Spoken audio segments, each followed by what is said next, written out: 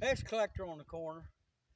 I done a video today of other little place in sort of a hayfield. I need a little bit of hay for our sheep. We only got the one ram and 3 ewes. Only 4 sheep to feed this winter. And I don't like buying hay because I don't know what kind of poison and stuff people sprayed on it. I'd just soon have weedy hay. I like to use the manure and rotten hay and stuff on our garden to grow stuff in. I've had bad experience with hay that's been sprayed with poison herbicides, and your garden crops don't want to grow in it if you use that manure or hay off of it. But anyway, so there hasn't been anything in here grazing on this since last year. Been a year ago that I sold all the cows. And this little strip of land right here, there's 4 acres here. It's 209.5 feet from our other fence, and it's 736 feet up that side of that mountain. And I've been cutting wood and cleaning it up, and this here field had there's a lot of stumps and debris in it. Still needs cleaned up, probably about an acre down in here. There's my hay rake up there. I used it this morning to rake this hay and mowed it yesterday, that 301 John Deere. But what we're planning on doing, the main reason we bought this spot of ground, if you look down there at that telephone pole, we go south that telephone pole about 40 feet. I'm going to put in a driveway down there and come up and go around. The worst thing about this spot of ground we got is a steep driveway over there. Unless you had a 4-wheel drive in the winter, any snow on it, you ain't getting up and down it. And you put gravel on it, and it washes away. It's just too steep a grade. And as soon as you turn off the county road there, you're pulling a hill. You can't get a run at it or nothing. So I want to put a driveway and come on around and just miss that big walnut tree there and that stack of cedar post I got and come right up here. What we got here, that's been there, I don't know, 15 years? Yeah. 15 years ago I started building this. Maybe longer. Cabin. I think it might be more like 18. What? Might be more like 18. Well, maybe 18 years. Yeah, instead of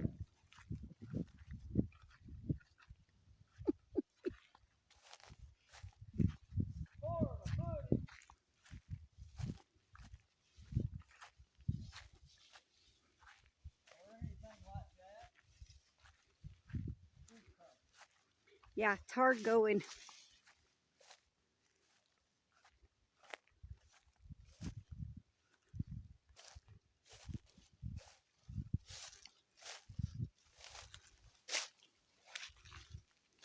Okay, I reckon I caught up to you. When I started out on this, I was digging down to the glade rock, which was down there about 2 feet. And I was putting concrete blocks together and filling them with cement and building these piers. And I decided that's a lot of work. So what I did, I got a post hole digger and I started digging holes in the ground and get pieces of steel like that tubing right there and put down there. And this is an old house trailer frame. Yep, I know. We've got moths and termites in this part of the world. Say who? Yeah, they come in after that Hurricane Katrina. And they eat everything up. But they can't cross steel. They can cross concrete blocks, but they can't build across steel. Why not? So I'm putting all the steel. What we built here. What did we build here? It is 20 by 28. Okay. The reason I did that, 4 foot comes out on it. And at the time we started building this, we didn't own the other side of that fence. That's right, you didn't. We've been wanting to buy some land off that lady for a long time. Yep. Just never could get the deal done. So now what I'm going to do, what are you gonna I got more house trailer frame, and I'm going to put some more pipe and stuff in the ground, and I'm going to come out that way another 32 feet. This will make this 20 by 60. And the plan is eventually move back over here. I like it over here. there's a couple of reasons why we left here. One reason, we bought that house down there by the store. It took our money to buy it, and we run out of funds to work on this. And the other reason was they upped the voltage on that line down there on the highway, the power company did. Yeah. And instead of upping the voltage on this line going down through here, they put a transformer up there on the highway to drop the voltage down from that high voltage to lower voltage they run on this line. Well, what that did, everybody down through here, there's probably all 50 houses, residences and people down there. Everybody lived down that way was working off that one transformer. And when they all run their air conditioners or whatever, that thing would overheat. And you'd get these power surges, and it'd kill your TV and your refrigerator and your appliances. I don't know how many appliances we lost because of them having that step-down transformer. Well, when that big ice storm come through, it tore all them lines down completely on the ground. Yep. And these people down here didn't have electricity. Nobody had electricity over here for a month or two. Yeah. Well, when they rebuilt it back up, they run a new line with high voltage and three-phase. There's a machine shop down there, and that machine shop didn't have three-phase, and they was having to use inverters and all their three-phase equipment. And after they run that new line, they was able to, run their three-phase machinery and stuff directly. And it helped everybody, but there's always that ice storm was a bad deal, but it's a blessing because everybody got a bigger power line. And we couldn't even get the internet over here. We didn't even have a phone over here. We had a phone down there at the corner anyway, but now we can get the internet through the power company. And I think what I'm going to do is have them put the meter way down on that pole by the road. And now I'm going to take my backhoe and dig a ditch up through here and bring my electricity up here underground. And then there'll be no reason for the people from the power company to come inside my fence. They won't have no business in there because everything from that meter on down belongs to the homeowner. But I believe that's what I'll do. Either that or have set another pole out there and then go to the ground from another pole. I might have to set my meter on pole.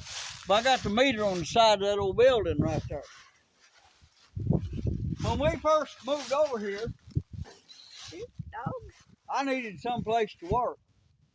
And me and the kids, we built that old pole shed there. And we didn't have any money. We used old tin and cedar poles and just whatever we could find. And we needed a concrete floor. I couldn't afford cement. So what I did, I had worked on a dump truck, rebuilt the engine in it. And I told that lady I was going to try that dump truck out. So I took that old dump truck, an old tandem axle dump truck, the old Detroit in it. I took it over to the crusher and I bought what they call waste gravel. And that waste has got all kinds of stuff in it, big rocks and a lot of lime dust and all kinds of stuff in it. And I bought a big load of that waste and I went up there to scale out. And that guy said, you're going to have to dump some off. He said, you're weighing 56,000 pounds. And I said, that's all right. I'm paying you cash for this right now. He said, blah, blah. I said, I ain't going to buy no scale. He said, you ain't allowed but 44,000 on that truck. I said, that's all right. It'll handle it. So I got that 54,000 pound load, which, that wasn't 54,000 of gravel. I was grossing 54. Old truck, I don't remember what it weighed, 18,000, 19,000 or something. And I put that in there. And a neighbor boy had this old Dodge with a stuck valve. And I told him, if you'll spread that pile of gravel out, I'll fix that stuck valve on that flathead Dodge. So old Scott, I had lights on in there then. Old Scott come over a hot summer night, and all night long he with a shovel. He shoveled that gravel out level, that waste, and picked the big rocks out and throw to the side. We picked all the big rocks that we find out of. And then I went in there and I took a tandem axle trailer down to the concrete place, and I bought as much sand as that old car trailer had hauled. And I don't remember exactly, 16 or 20 bags of Portland cement. And we spread that sand out all over in there. Then we bust in bags of cement, spread all that over there, and it's dry. Then we hooked the pump up and the garden hose to it, and we went to watering it down. And I got in there with boots on and the garden tiller, and I kept tilling that back and forth and tilling it back and forth and mixing it. I mixed that all together. I call it tiller mix. And it made some pretty good concrete. I'd had semi trucks in there with, a jack right there on the concrete and raised the front axle up and stuff like that. But anyway, we made our living in that building there for quite a few years. It's cold in there in the winter, but you was out of the rain and you was out of the wind, you wear your coveralls. And we had a stove in there, but they're not insulated or nothing like that, But after I get this part here built, I'm going to tear that end off and just build a little garage and utility room out there is what I had in mind. But right now I'm going to leave it up because it's a good place to put my table saw and store materials. And I traded the brake job on a 66 Chevy truck for all kinds of 2x4s and 2x6s and plywood and tin and stuff. But anyway, so I think I've got enough materials to go ahead and finish framing all this up. And all I have to buy is my interior stuff, my insulation, wire and stuff like that. And I had a real good sink in there. I bought it at auction, brand new, sink and cabinet, everything. And it wasn't particle board, it was oak. It was nice. And somebody broke in here and stole it. And I had a bunch of cedar lumber in there that was sawed up, that you could use for paneling or a cedar closet. Somebody stole the best of it. They went through it and picked out the very best boards and left all the others. But anyway, we lived over here for a while. And that little tree right there, it makes these giant acorns. Well, hold them together. There's more of them. It's got a bumper crop of them this year. Here, put them right here. Okay, there's what they look like. Anyway, they're cool. That's, people talk about times get bad, they're going to go into the woods and hunt for game and all this stuff. Yeah, the squirrels ain't even eating. There ain't no squirrels over here. There ain't a place around where squirrel has come and cut these.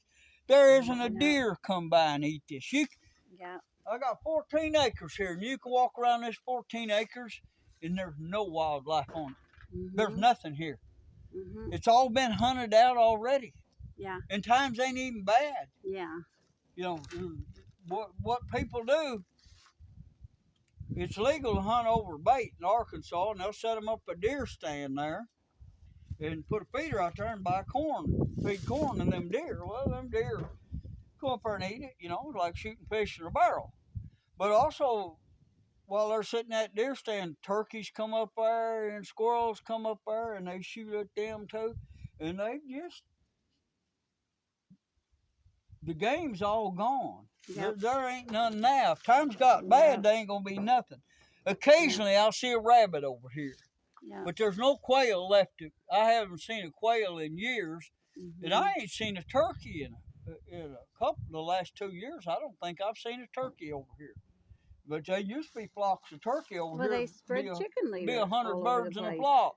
And we would hear Bob White all the time. Mm-hmm. But I haven't seen or heard of Bob White quail or anything. But when we was living over here, yes, Debbie drove this old diesel Oldsmobile car. I bought it. Yes, I did. And they'd run over a rock out on this road and knock the drain plug out of the oil pan. Not me. Big job, take that oil pan out. Was it me that did it? No, it wasn't. So they sold us the car real cheap because you got to jack the motor up, take the exhaust loose. Big job to change the oil pan on that diesel car. And we brought it in here, and me and my kids, we jacked that thing up, took a torch and kept heating up that pan till the oil quit dripping. The plug was still in it, but it was all whopper jawed and everything. We took some brazing rod and we just brazed that drain plug to the pan, made it stop leaking. Mm-hmm. So when we got ready to change the oil on that thing, we just started up, take the filter off, started up till the oil out, come on, turn the key off real quick, put another filter and fill it back up with oil. And the glow plugs didn't work on it. So what Debbie had to do in the mornings when she went to start, she had to pull the top off that air cleaner and crank it. And while I was cranking it, spray some WD-40 right down that big hole, about that big around. There's a big hole. Mm-hmm. You spray WD-40 down that hole there, that air intake, and it fired right off. And usually she didn't shut it off the rest of the day. She just let it sit and idle. You know, if she was driving around uptown, she wouldn't shut it off till she got back home. But anyway, I wasn't there, but she's got a story about that. Yes, Your mouth story. Yes, I do. I needed to go somewhere. Don't ask me where. It's been too many years ago. But anyway, my son Chris was helping me start it, and we had the hood up, and he had the I guess the whatever the intake. Top of the air cleaner off. Top of the air cleaner off. And anyway, we seen some movement in the hood and the stuffing mix above the engine. And hood insulation. And well, thank you, dear. And it was running, and all of a sudden, this mouse just fell right down into the intake. And my son he was working the throttle from outside, and he just give it some more gas, and it chugged that mouse down the intake. And I looked at my son, and he looked at me, and we both started laughing. And I said, well, I guess he'll come out the exhaust, out the tailpipe. But anyway, he was dead. Compressed him with 25 to 1. But I can't help that. It was his death wish, not mine. Yeah. Well, we drove that old Oldsmobile for a long time. Hey, and it kept right on running. That thing, it'd get 50 miles a gallon. Go miles power. It'd get 50 miles a gallon. I still got the engine transmission of it. Somebody wanted the body, and I traded the body for what? Two wrecked Chevrolet pickup trucks. What I traded for. And we always had trouble with the starters on it. It's got a great old big starter, and it wasn't a full size Oldsmobile. It was too close to the exhaust, and it would get hot. Yeah, well, it was an intermediate car, same size as a Chevelle or something. I forget the model of it, but it wasn't that great big 98 or that. It was a smaller car, and that exhaust crossed over from the driver's side to the passenger side, and then it come back down to the back of the passenger side. Right next to that starter, it wasn't 3/4 inch between that big exhaust pipe and that starter. Yeah, I remember. It'd overheat them starters. I remember. And that starter would swell up because it was getting hot. And if you ever tried to start that thing when the motor was hot, you'd burn the starter up. Mm-hmm. And that exhaust was just too close to it. And at that time, I couldn't find any asbestos or anything to put between that exhaust and starter to try to build a heat shield or something. But it needed that exhaust rerouted around another way or something. Mm-hmm. But that was the main problem we had with it, was we couldn't keep starters on it. The starter burned up on it, and we quit driving it. Mm-hmm. This kid had a wrecked Oldsmobile car and 2 wrecked Chevy trucks, and he traded me the deal, and he took the engine out of that Oldsmobile car and transmission, putting that body. It was a real nice body on the car. Mm-hmm. It was a real nice little car. I think it was a Delta 88. It might have been a Delta 88. Yeah, I think it was a... It's been so many years ago. It's been years ago. Been a while. I almost forgot. Yep. But anyway, I drove my tractor home, and Debbie had to bring me back over here to get the pickup I had over here, and I'm going to get over here probably tomorrow with the him and the 273 New Holland baler and bale that up. And I believe there'll be more than enough hay for 4 sheep for this winter, and that's all we need. I could buy hay cheaper than what it cost me to do it myself, but doing it yourself, that's just part of being self-reliant. You know what kind of hay it is. Yeah, well, I know what I'm getting. Everything. You're getting weeds. Hey, you just want to tell a story about the motorhome. That motorhome. I don't know the story about the motorhome. I bought that thing at auction for $110. Well, I do know that story. And I was driving a truck and this and that, and finally the auctioneer called me. He said, "You need to go over and get that motorhome you bought that lady. She's raising Cain about it. You ain't moved it." It was down the road here a few miles. So we went over there and was messing with it, and they'd left gas in it. I think that's the one that Randy Quaid drove on Christmas Vacation, ain't it? Should have full. Yeah. It's got one in there. But anyway, it had a Carter thermoquad carburetor on it. They left gas in it, and that carburetor's all plugged up. And I happened to think, I said, I used to have a thermoquad somewhere. And I was digging around, I found that thermoquad. We looked at it and blew in it. Up this way, I blew in it. It'd take air, and I turned it upside down. It shut off. Well, the floats is working. So we went over and put that thermoquad on there and put an electric fuel pump, a 5-gallon can of gas there, and put a battery on it, and primed the carburetor. It didn't turn over 10 times. It fired right off and sit there and idle. That carburetor was good. So we had a portable compressor. We aired all the tires up on it. I put some brake fluid in it, pumped up the brakes. I drove it off, and we had to jack it up because there was a bunch of concrete block. Mm-hmm. So I drove it off, and Zach followed me. I drove it to right here. Yep. And we went back over there to get them concrete blocks and stuff and kind of clean up the mess that was around it, boards and stuff. That lady come out there and she said, "That thing has been sitting right there for 28 years. I said, "Well, I never thought you'd get that running." Anyway, but we brought it home. It's got a 440 and a 727 torque flight in it. But what it's also got in it, and it works too, because I tried them out. It's got a Cervell gas refrigerator in it. It runs off LP. It's got LP gas, little refrigerator in it, a bunch of stuff. Is this where what you're gonna take under the bridge, Mr. Trolley? Well, I could live under the bridge. I think I'd just leave it right here. Believe it or not, we still got the electricity turned on over here. Anyway, I pay a $20-some a month light bill and don't even use any some months. Sometimes I do.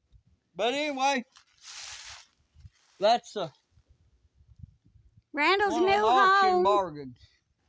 Oh, Randall's new home. But anyway, Under the bridge.